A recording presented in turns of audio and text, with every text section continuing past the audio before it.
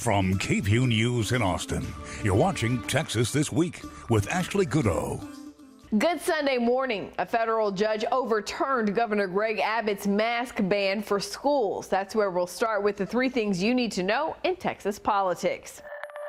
The judge ruled Wednesday Governor Abbott's executive order banning school districts from requiring students and staff to wear masks violates the Americans with Disabilities Act, writing the order excludes disabled children from participating in and denies them the benefits of public school programs, services, and activities.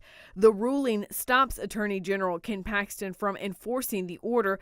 Paxton has already sued several school districts, including 2 in Central Texas, over their mask mandates. Paxton says his office is considering how it will move forward. A state district judge heard 8 hours of arguments on the constitutionality of Texas's new abortion law. Senate Bill 8 bans doctors from performing abortions once fetal cardiac activity is detected, which is typically 6 weeks into a pregnancy before many women know they're pregnant. The law lets almost anyone anywhere sue a doctor who performs an abortion or anyone who helps a woman get an abortion and recover at least $10,000. More than 1 dozen lawsuits from Planned Parenthood, doctors, social workers, and more were consolidated into this one case. The group Texas Rights to Life, which has vowed to file lawsuits against doctors and clinics, argued it hasn't sued anyone yet, so the plaintiffs have no grounds to sue. The judge didn't make a ruling Wednesday, but is expected to soon. Governor Greg Abbott is responding to the tragic events of the Astroworld concert in Houston that left 9 dead and hundreds injured, creating the Texas Task Force on Concert Safety. The group of safety experts, first responders, music industry leaders, and others will host several roundtable discussions and give recommendations to lawmakers. The filing period to run for a political office officially started yesterday, which means the race to the March primary election is about to pick up steam. Scott Braddock, political analyst and editor of the Quorum Report, joined me to talk about some of the big races. So we are less than 4 months away from the primary election. Let's talk about the races. The big one, of course, is going to be for Texas governor.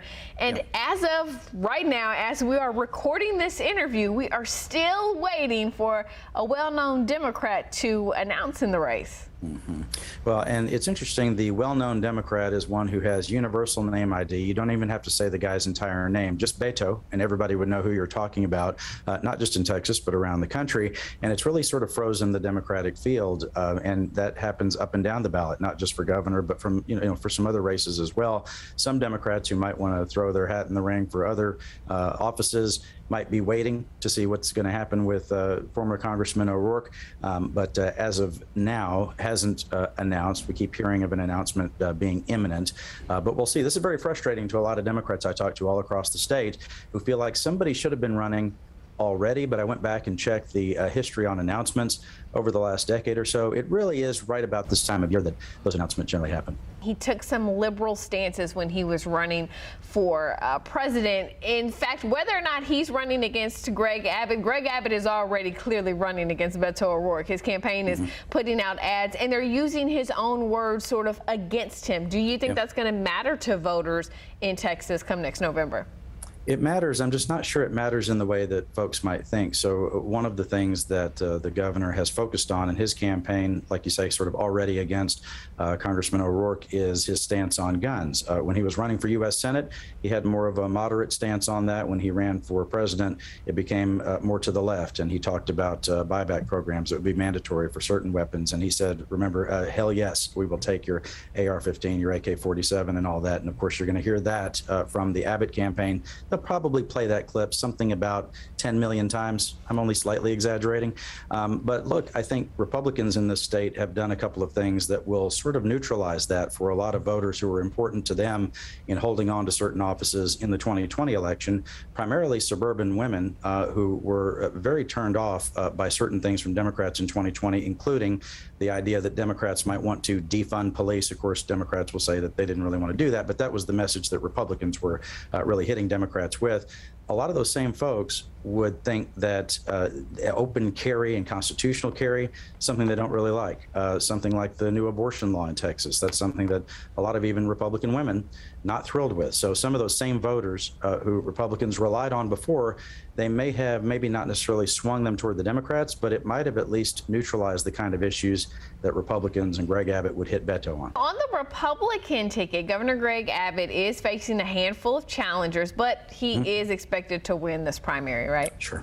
Oh, absolutely. I mean, he's the odds-on favorite. I think it's interesting that Governor Abbott has, for basically the last year to 18 months, been extremely responsive to some of those folks who are now running against him, like Alan West, who's the former Republican Party of Texas chairman, like Don Huffines, a businessman from Dallas, who is also going to be formidable when it comes to fundraising, in that he can self-fund. He's someone who's worth, I think, about $100 million personally, so he can put a lot of money into this. Fact is that the governor's reacting to a small group of very active and very vocal voters on his right now, because that's his only perceived political threat, right? That's, as you said and pointed out very well, that they don't even have a Democratic candidate officially, as you and I are talking. So the only perceived threat is from the governor's right. The Republican Party of Texas, for example, was promoting a petition with 2,500 signatures to hold another special session on vaccine mandates and banning employers from being able to tell their employees they have to get the vaccine. If you think about 2,500 people, might sound like a lot, but it's about 0.008% of a population of 29 million people in Texas. It's not exactly some big groundswell, but what was Governor Abbott doing? He hasn't called for a forced special session, but he has moved forward with an executive order trying to ban employers from having vaccine mandates. You have the Attorney General, Ken Paxton, pushing forward with a lawsuit against the Biden administration on that issue. So all of these statewide Republicans and Republicans down ballot as well, very responsive to that small group of right-wing voters, because those are the voters who participate in the election of consequence in this state. If we move down the ballot a little bit, there is an interesting race on the Democratic ticket for a lieutenant governor. Now, this is going to be Mike Collier's third time running for a statewide office, second time running for lieutenant governor. But political strategist Matthew Dowd is now challenging him. Dowd perhaps is best known for being former Republican President George Bush's strategist. Thoughts on his race and how voters are going to respond to him? Isn't it interesting that both of the sort of top two Democratic candidates for lieutenant governor at this time, and I'm not convinced that we won't see some more candidates get into that race as well, but the top two right now are both former Republicans, Mike Collier and Matthew Dowd. Of course, Dowd, more high profile, working for former President George W. Bush and some others. But they have some explaining to do to Democratic voters about why they switched from Republican to Democratic. And I think, someone like Dowd has tried to do a lot on that front. He's talked a lot about, having some regrets, having worked for Republicans and pushing some what Democrats would consider some hateful campaigns in the past. Collier now has racked up what I would say is some credibility with some of the Democratic activists around the state, because he's been doing work over the last few years and these last few election cycles to really reach out to Democratic activists around Texas and try to build credibility with them. And he's somebody that they can really talk to and has a relationship with, where Dowd doesn't have that just yet. One of the most crowded races right now is for the Republican Attorney General race. Just this week, we had Congressman Louis Gohmert saying he's considering a run if, I thought this was an interesting if, he can raise $1 million in 10 days. Do you think that the pool of candidates is going to get larger or smaller here?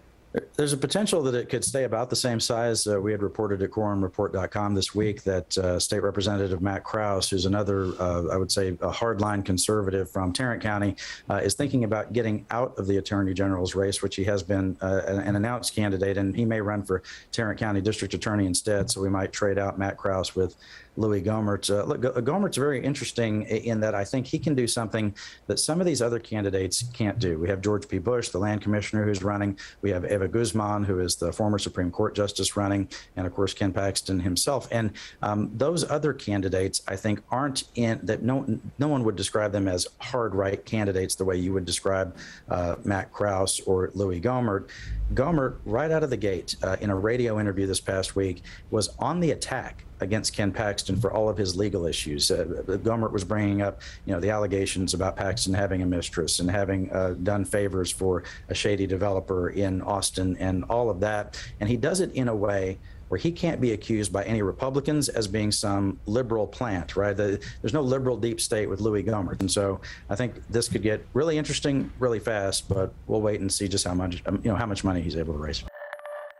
The Texas primary election is March 1st. If you're not registered to vote yet, the deadline for the March primary is January 31st. But it's never too early to register, which is why we linked a website where you can fill out your application, print it, sign it, then mail it off in this story at KVUE.com. Now remember, you can't register to vote online in Texas. You'll have to mail in that application. That's Texas This Week.